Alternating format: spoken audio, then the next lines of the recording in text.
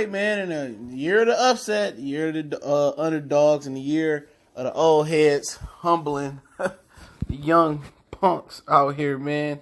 John Pascal wins a technical decision, 75-74 on all three judges' scorecards. In a unlikely, I don't think anybody's seen this good of an undercard or between Pascal and Browne or co-feature coming, man. But hey, we back. Goodfellas Sports TV. Appreciate everybody for checking in. Make sure you hit that subscribe button, bell icon button, share the videos. And first round was a fill out period. Then I think Marcus Browne hit him with a couple good I think it was like, what is he, a southpaw? Hit him with a couple lead right hooks. Then it was like check right hooks. He caught Pascal with. That was the difference in the round. But Pascal is a cagey veteran. I didn't think he still had the legs left in the tank. I didn't watch his last fight, but Kovalev took a lot out of him. And I think 2 battles. And, Pascal is a tough fighter to fight. And I think Marcus Browne, who had sparred him as an amateur when he was a pro, I think he found out what everybody else found out when they fight Pascal in the ring.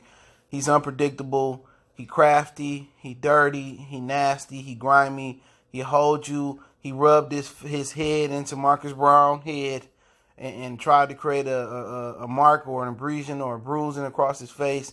And ironically, Lennox Lewis called in the fight. I remember him doing that versus Vitaly Klitschko when things got desperate. When they got in the clinch, Lennox Lewis was rubbing his dreadlocks or his head into Vitaly Klitschko cut to open that cut up, and eventually that cut saved his bacon in that fight. And I think he became undisputed.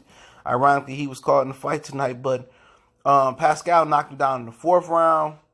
And then, like in the 7th round, he dropped him 2 times.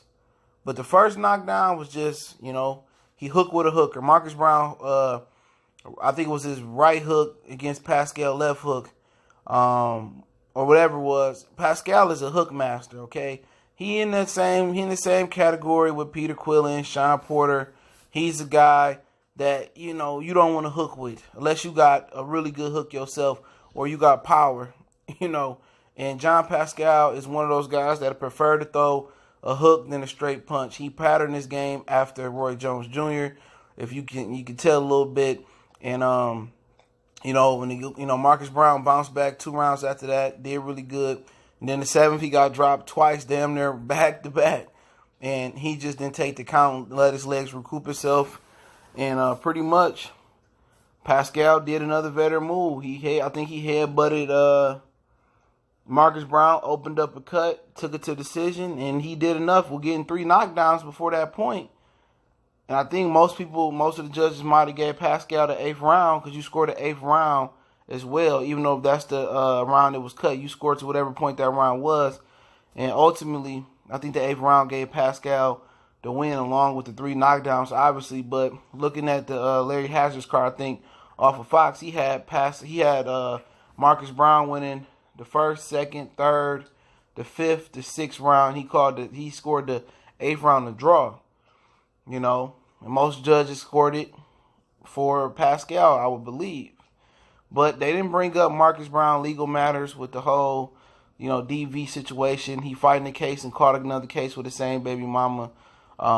Shit happened. I ain't here to judge him. I don't know the facts or what the situation was. You know what? You live and you learn. Everybody want to act like everybody perfect and nobody ever done nothing. And, whatever. And then when it's revealed what you done, now you want to ask for forgiveness. He a young kid.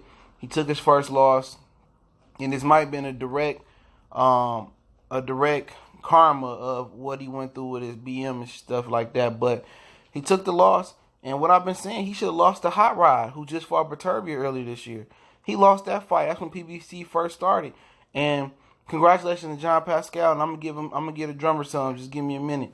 But with Marcus Browne, this will happen when you move these. He was the interim WBA, and people ask me, "You think he ready for Ghostvic, Berturbia, Beaver?" Hell no. I never liked this style. He never seemed to be very focused or nothing like that. But one thing I could tell you about these guys, you're gonna see a lot of these old heads still hanging around like the rap game. Jay-Z and all these other old heads still making rap songs because these young dudes, they not they not working on their craft. You know what I'm saying? They not working on their craft. And when you're not working on your craft, you know, then the old heads got to come in and uplift the craft. But Al Heyman moving these dudes like babies. And this is what's going to happen. This is for boxing too. Bob Arum, Main Event, The Zone. They're moving these fighters like babies.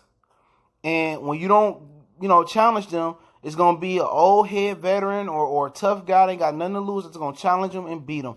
And that's one of the reasons you're seeing all these dudes losing, because they've been pampered and they've been having the easy road all the way up. But Pascal, tough fighter, his problem always been he fought in spurts and just never could put a full 3 minutes together in a round.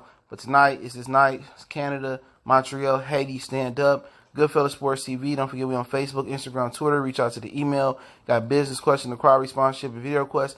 Keep sharing the videos. Excellent fight. Go back and watch it if you didn't watch it. One time for the one time. It's your boy CJ Goodfellas, Goodfellas Sports TV. We gone.